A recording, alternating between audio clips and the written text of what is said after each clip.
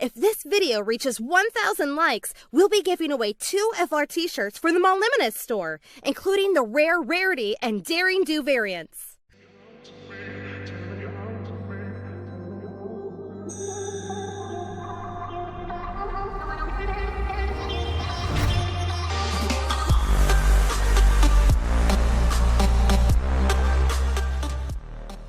Your show isn't a real show until it has a crossover episode with another popular show. At least that's what I tell myself to justify certain crossover episodes. But seriously, crossover episodes used to be everywhere, but now it's something extremely rare, and I'm not sure why that is. All I know is there used to be some awesome crossovers when I was growing up, so let's count down the top 10 crossover cartoon episodes. Keep in mind this is just my list, and by no means is meant to be an exhaustive list or objective. You may have different opinions than me, and I welcome them to be expressed via the comment section down below. Remember, you don't have to like my video, but I definitely don't have to like the same stuff that you like.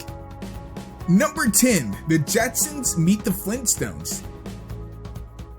Okay, so this is really only on here because they couldn't actually get 10 episodes from 10 different series. This is surprisingly hard to track down. For the most part, I went off of memory for these. I'm not sure why it is, but it seems like a lot of stuff wasn't actually archived well. Wikipedia seems to have a lot of gaps in history here, and nerds that often troll the boards of certain websites seem to take a very long time to reply. Plus, I'm only comfortable with the time ranges of 2000s to now, since that's when I was watching TV. But this episode was a juxtaposition between the future meeting the past. Even though the Flintstones kinda had modern stuff, they were just all made out of stone. Like, I'm pretty sure if I asked my teacher, did ancient humans have stone cars or lived with dinosaurs, he would just look at me and go, "What are you, fucking gay?" Number 9, Samurai Jack and Quick Draw McGraw. Remember when I said I like to stick to shows that were either made or ran in the 2000s now? That's because I didn't have any first-hand knowledge with the older shows. In fact, most kids were probably confused when they saw Samurai Jack teaming up with some 80s or 70s or whenever cartoon character. Mommy, why is that horse hitting people with a guitar? Honestly, if it wasn't for the phenomenal writing team that worked on this, I honestly am having a hard time picturing a scenario where this turned out good. Even though Samurai Jack kind of worked on an episodic level, they still had some sort of progression to it, and the episode could easily throw a wrench into it. The writers expertly avoided this and made it seem like it was just a perfectly normal thing that could happen in the universe. Number 8, My Fair Mandy.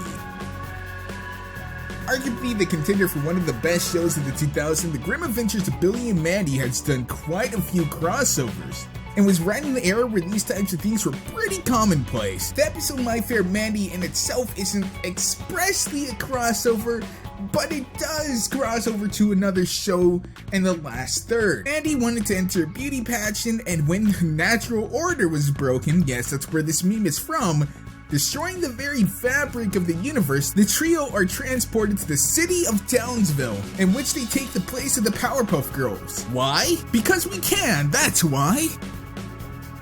Number 7, Rugrats Go Wild. So the kids in Rugrats get up to some pretty weird situations, and when you stop to think about it, if any of these adventures actually took place, Child Protective Services would have been on them as soon as possible. These are clearly unfit parents. Nowhere is this highlighted more than when they cross over with the Thornberries. They're left in the jungle. Not at a Walmart, not at a daycare, in the jungle. But it wasn't actually too bad. I guess this means the worlds are linked, which is fine, but there could have been a better way to incorporate them. I mean, these parents are bad enough, but so often do these kids get left somewhere. It's really hard to feel sorry for them, and not just sorry for the kids. The animation I always remember as being pretty smooth for the time. Usually movies were pretty good, and I remember as a kid just really appreciating how crisp and how rich the colors felt on everything. A lot of the movies actually stepped it up, and it seemed like back then Cartoon Network really did care about the animation quality. Or perhaps we just have so many bad shows that it kind of dilutes the pool. It makes me think that people just don't care. Whatever the case, this one was a blast to watch, and one of the few movies that I actually remember. Number 6, Chowder and the Powerpuff Girls. Chowder was an amazing show that incorporated so many different forms of animation, from stop motion to puppets. It was easily one of the most versatile shows on at the time, so it only makes sense for one legend to team up with another, which is the Powerpuff Girls. Sadly, it was only Miss Bellum, which explains why she's not in the new Powerpuff Girls. She got too busy living it up in the good old oldies. It also kinda, I'm pretty sure, encouraged people cheating on their wives, but you know, who cares? Awesome TV show. Number 5, Lilo and Stitch and the Proud Family. Hey, you know what would be a good idea? Our black sitcom show to be paired with an alien adventure show. Those two demographics will mix perfectly. Honestly, what were they thinking? I don't even know, Mike. This is like the Fresh Prince of Bel-Air crossing over with Star Trek. I also learned Lilo and Stitch, for whatever reason, has done the most crossovers of any show I've seen. I'm not sure why, but I guess they just like to work with other studios. As for why this exists, I mean, there's really not much to say, just why? Why? Number 4, Jimmy Timmy Powerhour. This is the first big crossover I actually remember seeing. It was so hyped up that I remember actually anticipating for the premiere for months. It might just be nostalgia talking, but I did enjoy both episodes of it. Funny thing is, I don't think Jimmy Neutron was even running at the time they did this. I think they just had reruns.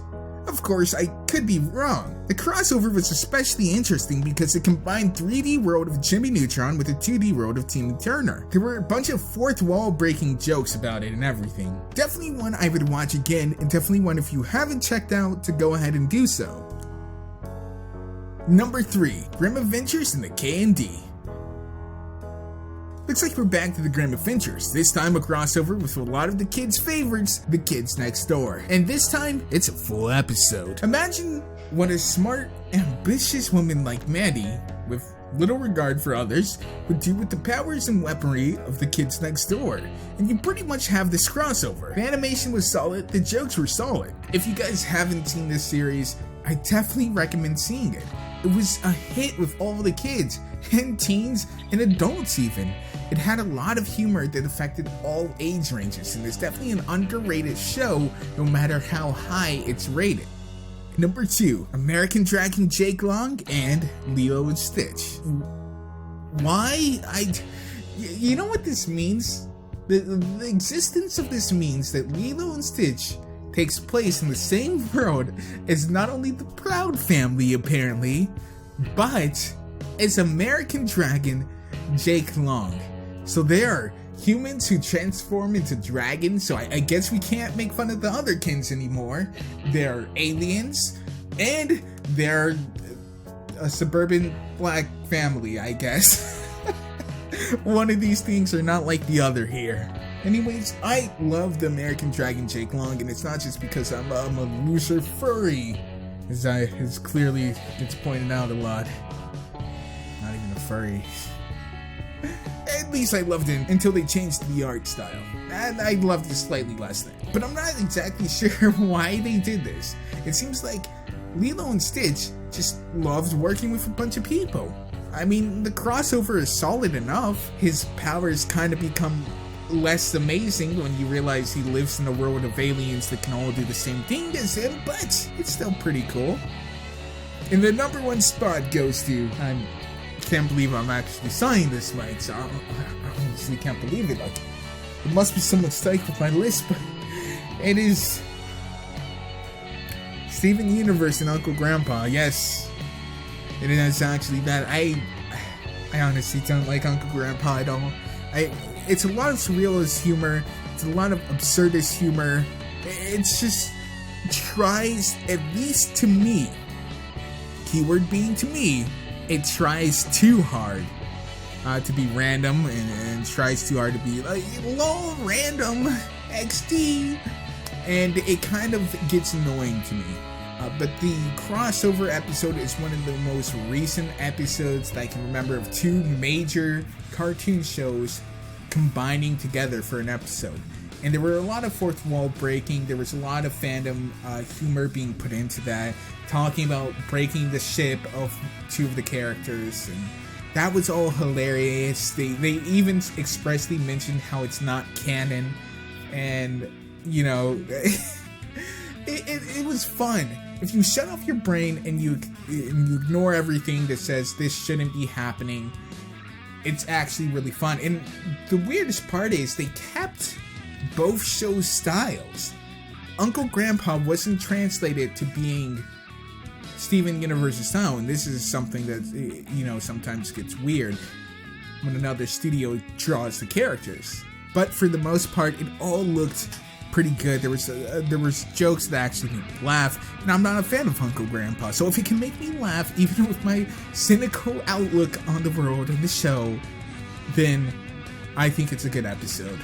Anyways, guys, it's gonna do it for my list. Keep in mind, once again, it's my list. Put down your pitchforks, put down your torches, alright? You know, guy with the anime icon, stop calling everyone plebs and losers and stuff, okay? Just chill in your corner.